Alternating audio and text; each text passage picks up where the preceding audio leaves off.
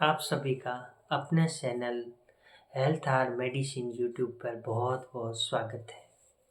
आज बात करते हैं बेहोश हो जाने पर क्या करना चाहिए। कोई इंसान है कभी अचानक खड़े खड़े गिर जाता है, बेहोश हो जाता है, तो उस कंडीशन में हमें क्या करना चाहिए। तो उस कंडीशन में कई है नियम। सबसे पहले तो हमें देखना चाहिए कि उसकी सांस सही तरीके से आ रही है या नहीं आ रही है।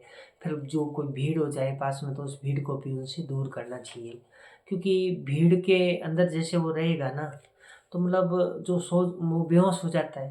पहले से ही उसके मस्तिष्क में O2 की कमी हो रही है, उस वजह से भी वो कई बार गिरता है। वो भी होता है, मेन कारण ये भी होता है।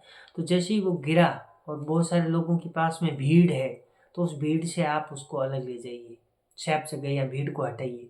क्योंकि जो भीड़ होगी खड़ी होगी वो सब ऑक्सीजन खींच लेंगे।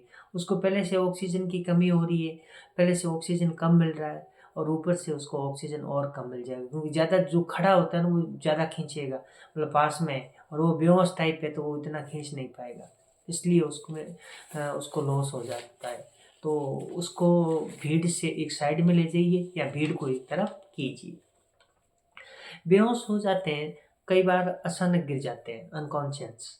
कोई कहीं भी बेहोश हो जाए, कहीं भी गिर सकता है, कहीं भी बेहोश हो सकता है। क्यों? चलते चलते होता है, अचानक खड़े खड़े होता है, कोई भी कारण से होता है ऐसा। बेहोश होने के कारण भी कई होते हैं, एक कारण नहीं होता, बहुत सारे कारण होता है।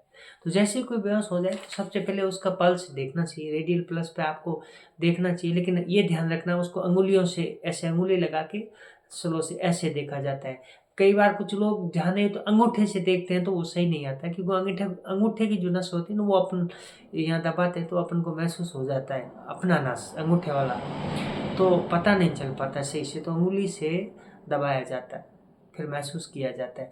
उसके अलावा जो अपने यहाँ पे जो ये होता है ना नस, इस नस को आपको दबाना होता है, ऐसे दबा सकते हैं ऐसे।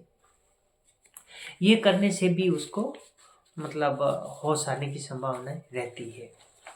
इसके अलावा कुछ लोग क्या करते हैं, उसके पैरों पे ऐसे करने लग जाते हैं, हाथों पे ऐसे करने लग जाते हैं। ऐसा कुछ भी नहीं करना होता है, ऐसा करने से कोई फर्क नहीं पड़ता है। आप जैसे भी बेहोश हुआ, गिरा, उसके पैरों को ऐसे ऊपर उठा दीजिए, सर से पैर ऊपर उठाने। जैसे भी गिरा है बंदा, ये गिर गया तो उसके जो ये पैर है, ये सर है, तो आप इन दोनों पैरों को ऐसे ऊपर उठा लीजिए और सर को जैसे जमीन पे रहने दीजिए। दोनों पैर ऊपर उठा के आप थोड़ी देर तक खड़े रहेंगे, उसको होश आ जाएगा। ये भी एक तरीका होता है होश में लाने का। इसके अलावा एक्यूप्रेशर होता है तलुओं को, जो अपना नाक होता है ना, या तो पैर के जो तलुए होते हैं पीछे ऐसे पैर ऊपर कर लेना, उन पैर के दोनों तलुओं को ऐसे दबाना होता है। वो काम करता है एक्यूप्रेशर का।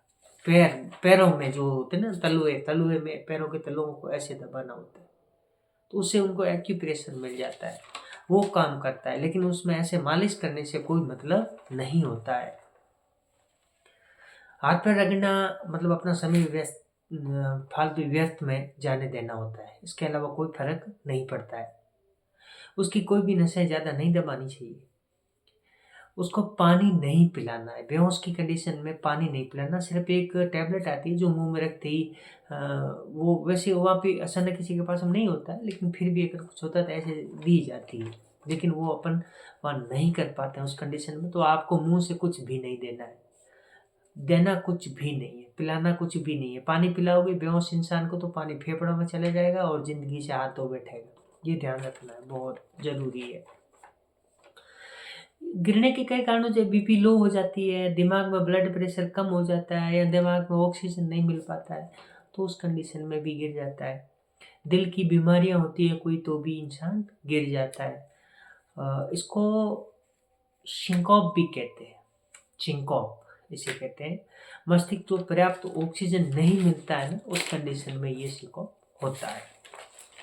कई बार क्या होता है, रक्त में शर्करा स्तर कम हो जाता है। शर्करा का स्तर कम हो जाता है ना, तो भी वो गिर जाता है। ये भी कारण होता है। एक जगह पर बहुत देर तक खड़ा रहता है तो भी गिर जाता है। जब भी आप कहीं खड़े रहो, जैसे स्कूल में प्रार्थना में कई बार बच्चे गिर जाते हैं, तो वो भूखे पेट होते हैं अधिकतर, तब गिर जाते हैं। और अधिकतर क्या होता है कि भूखे पेट तो जाना ही नहीं चाहिए। अधिकतर कुछ लोग दही खा के चले जाते हैं तो भी गिर जाते हैं। दही भी खा के स्कूल नहीं जाना चाहिए। दही दोपहर में खाया जाता है, सुबह कभी भी दही नहीं खाना चाहिए। सुबह दूध खा के जा सकते हैं या सब्जी रोटी जो भी खाते हैं। दही खा के कभी स्कूल में नहीं जाना चाहिए, तो आप गिर सकते हैं, आपको मुर्सा भी आ सकती है। तो इसलिए दही का प्रयोग सुबह सुबह नहीं करना होता है स्टूडेंट को, तो बिल्कुल नहीं। जैसे भी वो खड़े रहे तो बूट में अपने दोनों पैरों का अंगूठों को हिलाते रहना चाहिए। बच्चों को प्रार्थना वगैरह में ऐसे खड़े रहे ना, तो दोनों अंगूठे ना अपने आगे के वो पैरों के, तो उनको हिलाते रहना चाहिए। प्रार्थना में वगैरह जहाँ भी खड़े रहे, एक जगह स्थिर खड़ा भी नहीं रहना चाहिए, थोड़ा बहुत हलचल करते रहना चाहिए। कुछ लोग एक जगह खड़े ही खड़े रहते हैं तो वो भी ऐसा ना गिर सकते हैं। जैसे ऐसे महसूस हो थोड़ा सा, तो भी थोड़ा हलचल करना जरूरी होता है। पर्याप्त आहार लेना बहुत जरूरी होता है। भूखा बिल्कुल नहीं रहना चाहिए। पर्याप्त तरल पदार्थ पीना चाहिए। सर्दियों में कुछ लोग पानी बहुत कम पीते हैं, जो कि स्वास्थ्य के लिए नुकसानदायक है। सर्दियों में पानी बहुत पीना चाहिए, गुनगुना पानी पीना चाहिए, स्वास्थ्य के लिए लाभदायक होता है। सबसे पहले देखें, जैसे भी बेहोश व्यक्ति है ना, सबसे पहले उसका सांस देखना चाहिए। सांस कितना आ रहा है, नहीं आ रहा है, क्या कंडीशन है। व्यक्ति को शांत जगह ले जाइए, भीड़ भाड़ जगह से दूर ले जाना है। और घायल होकर अगर कोई व्यक्ति गिर गया है तो उसको हिलाना डुलाना नहीं चाहिए। प्लस देखना चाहिए घायल होकर अचानक गिर जाए तो हिलाना नहीं है उसको। उसका बेल्ट टाइट हो तो उस बेल्ट को खोलना है। टाइट बेल्ट नहीं रखना है, कमर को लूज कर देना है, ये ध्यान रखना है। सिर के नीचे कुछ भी नहीं रखना है, पैर ऊपर रखने हैं, सिर नीचे रखना है।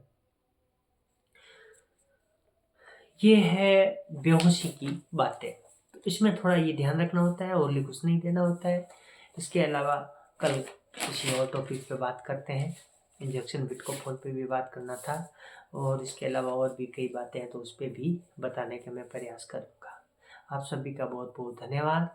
और आज 1 तारीख और 1/1/2025 है, मतलब 1 जनवरी 2025 है। तो वैसे तो मैं तो भाई नया साल मनाता हूँ क्षेत्र में, मतलब नया साल मनाता हूँ मेरे हिंदू धर्म के अनुसार मनाता हूँ, हिंदी संवत के अनुसार मनाता हूँ। तो फिर भी ये कागजी कार्यवाही वगैरह अपन सब इसी में करते हैं, तो जनवरी से लोग मनाते हैं, तो हम भी मनाना चाहिए। तो इसलिए इस नए साल का हैप्पी न्यू ईयर। और मैं भगवान से प्रार्थना करता हूँ कि आपकी ज़िंदगी खुशियाँ भरी रहे, भली भली सी ज़िंदगी मिले आपको, आपके हर सपने पूरे हो, और भगवान आपको हमेशा खुश रखे, आपके सारे ख्वाब पूरे हो। इसी के साथ आप सभी का बहुत बहुत धन्यवाद। वीडियो देखते रहिए, कमेंट कीजिए, मुझे बताइए, और जो किसी भी चीज़ के बारे में जानकारी लेना हो तो आप पूछ सकते हैं। फिर मिलते हैं। नमस्कार।